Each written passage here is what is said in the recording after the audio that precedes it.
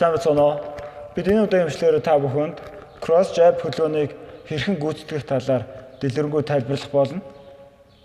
Энэхүү хөдөлгөөн нь crossover хийгээд crossover-ын дараагаар гадагшаа нэг алхаж байгаа энэ алхмыг алхаж байгаа энэхүү үйлдэлийг хэлдэг. Crossover jab. Гадагшаа алхаж байгаа энэ үйлдэлийг jab гэж нэрлэдэг юм байна.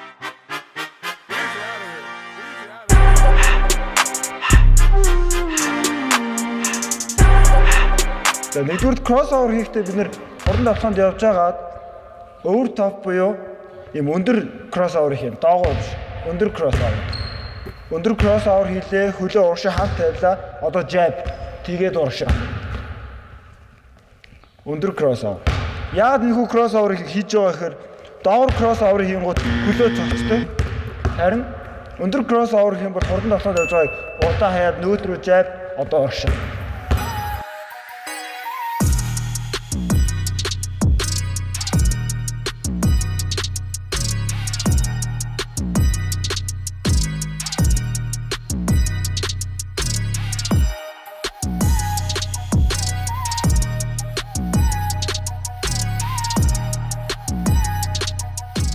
За хоёрдугаарт нь jab хөдөлгөөний талаар ярьсан. Jab хөдөлгөөн гэдэг нь бид нар crossover хийсний дараагаар яг эсрэг тал руу хөл болон мөрөөр яг энэ тал руу явах гэж шуураад хамгаалч яг бидний урд руу орж ирэнгуут нь нөгөө хөлөөр уршаа явна. Яг энэ хамгаалчийг эргэлзүүлж байгаа энэ гадагшаа алхаж байгаа энэ алхмыг маань jab хөдөлгөөн гэдэг байгаа юм. За одоо crossover хийлээ. Jab уршаа. Окей.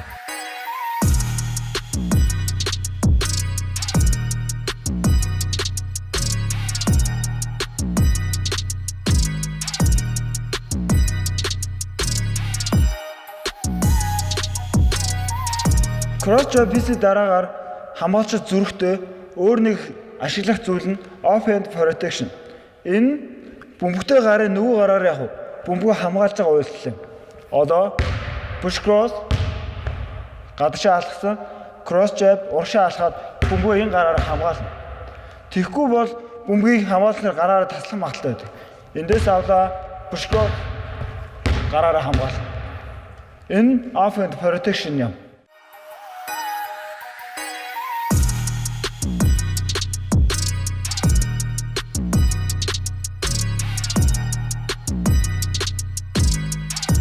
Бид нэр push cross хийгээд cross jab хийсний дараа хамгаалсаар дандаа нэг тал руу явна гэдгийг мэдчихдэг. Түүний дараагаар бид авлаа. Cross jab ишээ явчих болоод хамгаалч урдуур ирэх юм бол crossover. Crossover. Энэ cross jab counter. За дахиад нэг үзье. Cross jab counter. Хамгаалч нар бүгдээрээ биднийг ишээ явах гэж мэдж байгаа. Тэгэхээр биднэрт одоо хоёр сонголт байна гэсэн. Нэг удаад нь cross хийлээ, jab хийлээ, урагшаа. Дараагийн удаад нь cross хийлээ, jab хийлээ, crossover. Окей. Ийм хоёр сонголттой болчихсон бол хамгаалагч нар үнэхээр хэцүү байдалд орно. Яг баруун явах уу, зүүн явах уу яг эргэлзэж байгаа учраас биднээс илүү энэ хоёр талыг хийгээд сурчих юм бол илүү давуу талыг олно.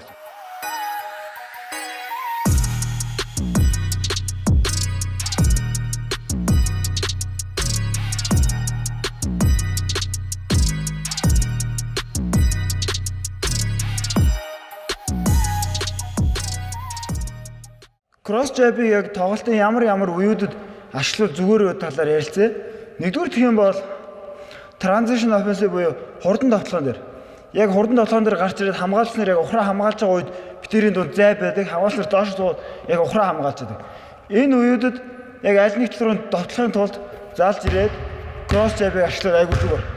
Эсвэл урагшаа, эсвэл cross jab counter. Өөр нэг ашиглах боломжтой үе нь заслаан тавиулаад аль нэг талаа заслаан тавиулаад яг заслааны тойроо гарангуут заслаан тавьсан маа төвийн тоглож хамгаалсан ард нь хүлээж идэг нэлээд зайтай. Яг тэр үед оролт их коридор үсэх юм бол яг тэр хүн рүү тухайн хүн рүү заалж авчаад яг саяын cross jab-ыг ашиглаж болно. Cross jab тэгээ баруун юм уу зүү оролт хийж болно. Яг тоглолтын ийм хоёр үед ашиглаж болох нь. Нэгдүгээр хурдан тоглоом дээр, хоёрдугаар заслаан тавиулаад заслааныг тойрч гараад яг төвөнд болж яг өөдөөс гараад ирсэн үед ашиглаж болох юм. Hey! I done came up, bustin' down the whole bag. Broke nigga step back. Want your people nigga swag. Ain't even gotta ask. What are those? What is that? Please don't touch my rap. Please don't touch my rap. I'm racked up like rappers. I'm wrapped up on camera. Get knocked out on camera. Squeeze pump like asthma. It's rare wrath when I wear wrath. Bear wrath when I wear wrath. Might invest into some rap shit. Little nigga still shit rap. And I'm dripping on rags. Brick going